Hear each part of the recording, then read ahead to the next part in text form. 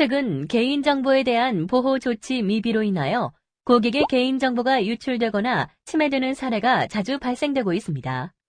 사업자 등 개인정보 처리자는 정보 주체의 동의를 얻어 개인정보를 수집, 이용하는 것도 중요하지만 이렇게 수집한 개인정보를 안전하게 보관, 관리하는 것도 무엇보다 중요합니다. 개인정보보호법은 개인정보의 안전한 관리를 위하여 필요한 보호 조치를 상세히 규정하고 있습니다. 이번 7차 시 학습에서는 사업자 등 개인정보 처리자가 개인정보를 어떻게 보호하고 관리해야 하는지를 상세히 살펴보도록 하겠습니다.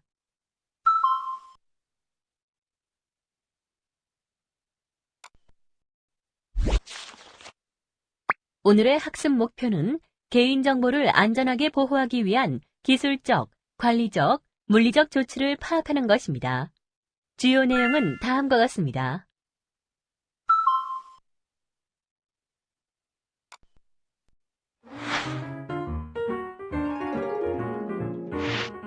효과적인 내부 관리 계획의 수립, 시행. 김책임 씨, 지난번 이벤트 고객 정보 있잖아요. 파괴할 정보들은 모두 파괴하고 보관할 정보들은 따로 분류해 놓았지? 예, 대리님. 모두 완료했습니다. 개인정보 보호라는 게 참 어렵네, 어려워. 처음에 수집할 때부터 마지막에 파괴할 때까지 주의할 점이 한두 가지가 아니니 말이야. 그래도 개인정보 보호를 잘하니까 고객들의 신뢰는 높아지는 것 같아. 저도 그런 것 같습니다. 그런데 대리님, 이제 개인정보 보관은 어떻게 해야죠? 우리 회사에 뭔가 관리 계획이나 지침 같은 것이 있나요? 관리 계획? 아니, 그런 건 없어. 그때그때 처리하면 되지 무슨 지침이야. 가장 중요한 부분을 놓치고 계시네요. 가장 중요한 부분이라뇨? 개인정보 보호 내부 관리 계획은 개인정보 보호의 출발점이라고 부를 만큼 중요한 부분입니다. 같이 살펴보시죠.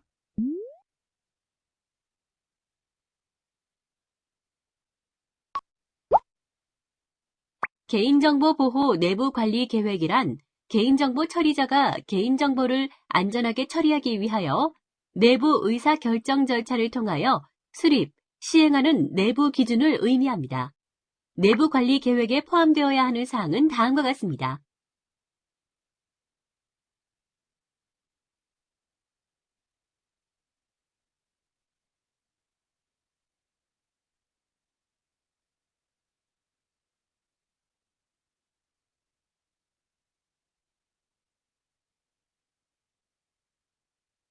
말 그대로 개인정보 보호를 위한 기본적인 계획이란 얘기군요.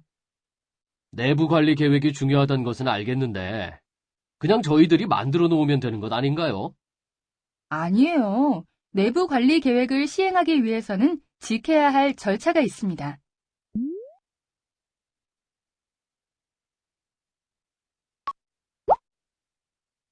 내부 관리 계획은 전사적인 계획 내에서 최고 경영층으로부터 내부 결재 등의 승인을 받아 시행하여야 합니다.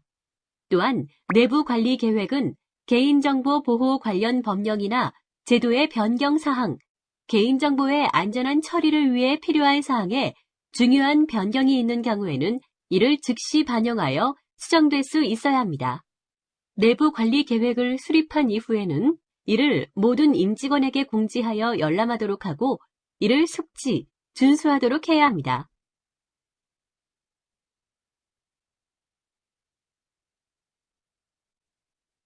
개인정보 보호를 위한 내부 관리 계획 수립에 대한 사례를 살펴보시면 도움이 되실 겁니다.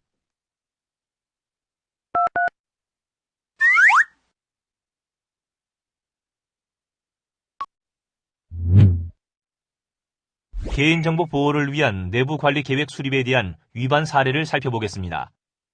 A 영화관은 개인정보 보호 내부 관리 계획을 수립하였습니다. 그런데 A 영화관 측은 법률에 따라 내부 관리 계획에 포함되어야 하는 사항을 제대로 반영하지 않고 개인정보보호법의 법률 조항을 내부 관리 계획에 그대로 옮겨놓는 등 매우 형식적으로 내부 관리 계획을 만들었습니다. 그럼 올바른 조치 사항은 무엇이었을까요?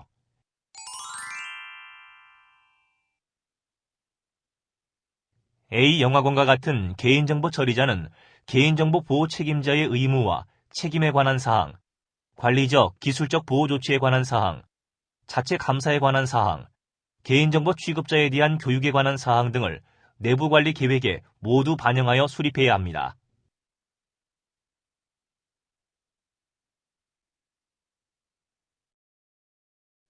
어때요? 이해가 좀 되셨나요? 예? 이거 만만히 봐서는 안 되겠네.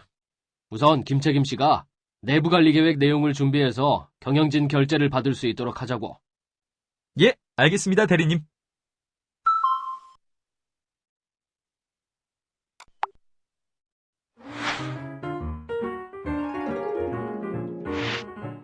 개인정보 접근 제한 및 접근 권한 관리 및 접근 통제 시스템 설치 및 운영. 대리님, 이벤트 응모 고객들 중에서 보관해야 할 개인정보를 따로 분류했습니다. 그럼 우리 회사 사내 시스템에서 조회할 수 있도록 입력해 두세요. 앞으로 계속 업무에 활용할 개인정보니까 직원들이 다 볼 수 있도록 해줘요. 그렇게 보관하시면 안 돼요. 아니, 어차피 활용할 정보인데 왜 안 된다는 거죠? 개인정보를 보관하기 위해서는 무엇보다도 개인정보에 대한 무분별한 접근을 제한하고 직원들의 접근 권한도 관리하셔야 해요. 같이 살펴보도록 하죠.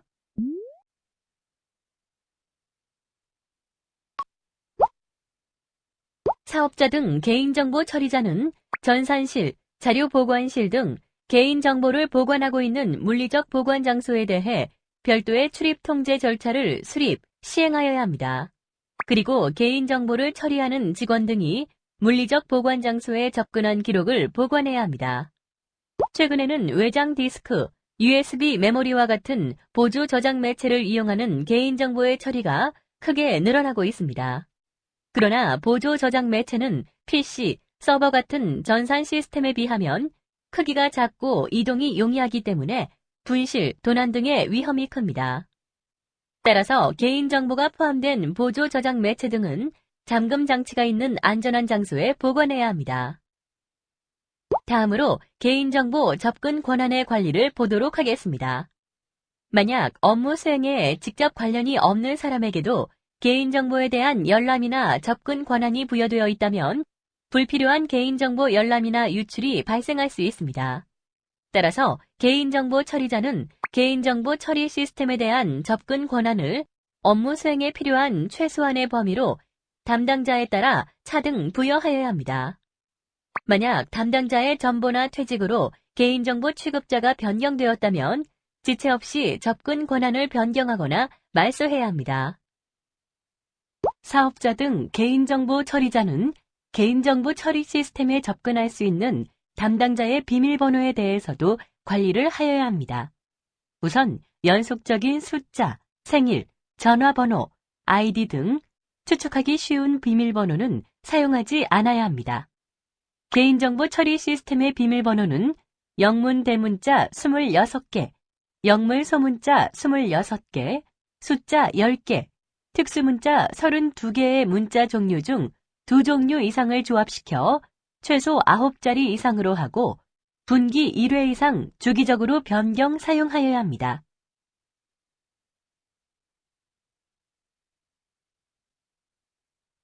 직원이라고 해서 아무한테나 접근 권한을 주면 안 되는 것이었네요.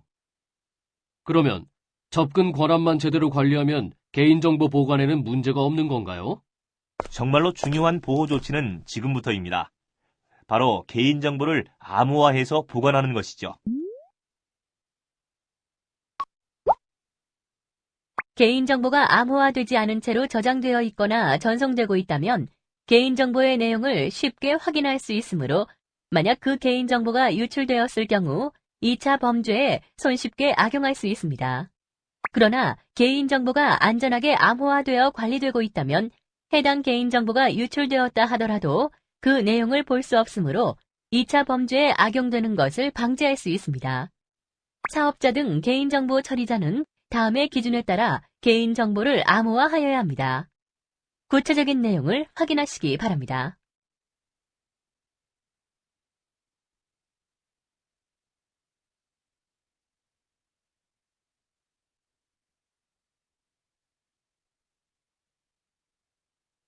또한 사업자 등 개인정보 처리자는 정보통신망을 통해 개인정보를 송수신할 때에도 보안 서버 등의 조치를 통해 암호화를 해야 합니다. 보안 서버에는 구체적으로 어떠한 것들이 있을까요? 구체적인 내용을 확인하시기 바랍니다.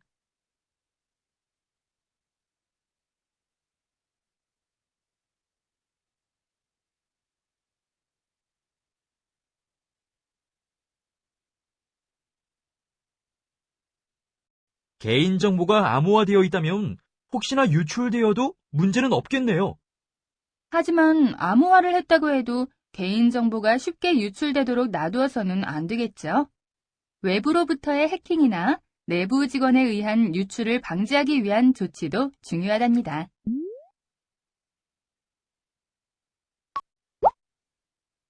사업자 등 개인정보 처리자는 정보통신망을 통한 불법적인 접근을 방지하기 위해서 필요한 시스템을 설치하고 운영해야 합니다. 여기에는 대표적으로 침입 차단 시스템과 침입 탐지 시스템이 있습니다. 구체적인 내용을 확인해 보시기 바랍니다.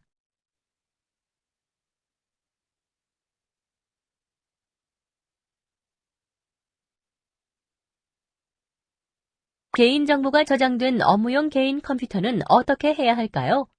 이 경우에는 컴퓨터의 운영체제에서 제공되는 침입 차단 기능 등을 이용할 수 있습니다. 다음으로 내부 직원에 의한 유출 방지 조치를 보겠습니다. 만약 내부 직원이 개인정보 처리 시스템에 접속 기록이 없거나 위조, 변조되었다면 내부 직원에 의한 개인정보 유출이 발생하여도 유출 사고의 원인을 알 수 없습니다. 따라서 내부 직원에 의한 유출을 방지하기 위해서는 개인정보 처리 시스템에 대한 접속 기록을 보관하고 주기적으로 관리하는 것이 중요합니다. 개인정보 처리 시스템의 접속 기록은 월 1회 이상 정기적으로 확인, 감독을 실시하고 최소 6개월 이상 보존, 관리하며 별도의 물리적 저장 장치에 보관하고 정기적으로 백업 등을 실시해야 합니다.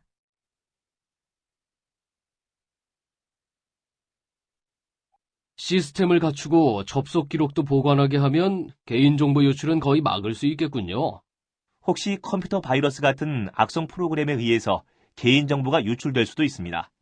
이에 따른 보호 조치도 같이 살펴보시죠.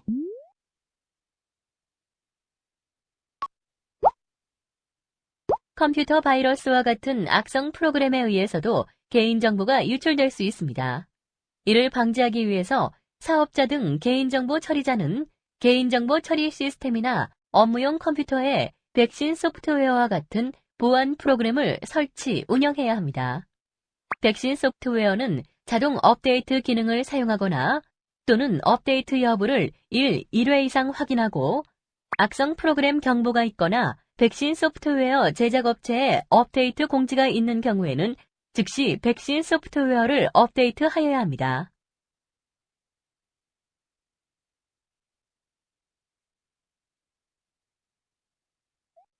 개인정보 접근 권한에 대한 관리를 소홀히 한 사례를 같이 보시죠. 이해가 되실 겁니다.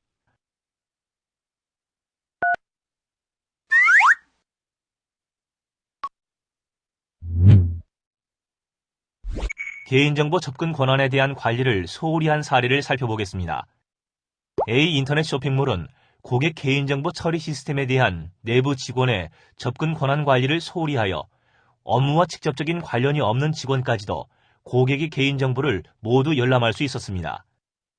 A 인터넷 쇼핑몰의 직원 B씨는 이러한 점을 악용하여 고객들의 개인정보와 구매 내역을 무단으로 열람 유출하였습니다.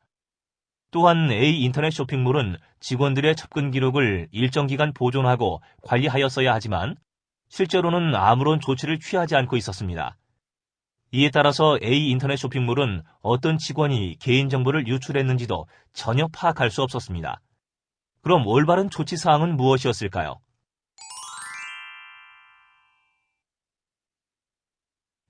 A 인터넷 쇼핑몰과 같은 개인정보 처리자는 개인정보에 대한 접근 권한을 업무 수행에 필요한 범위 안에서 담당자에 따라 차등 부여하는 등 접근 권한을 철저히 관리하였어야 합니다. 또한 개인정보에 대한 직원의 접속 기록은 최소 6개월 이상 보존 관리하고 월 1개월 이상 정기적으로 확인, 감독하였어야 합니다.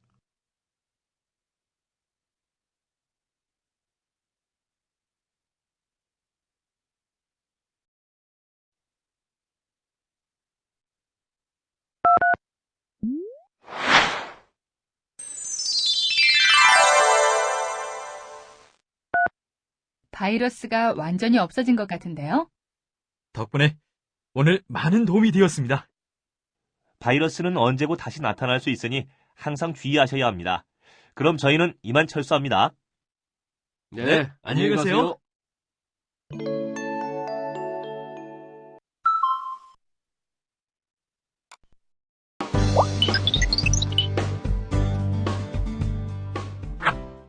오늘 학습 요점을 정리하였습니다. 꼭 기억해 주세요.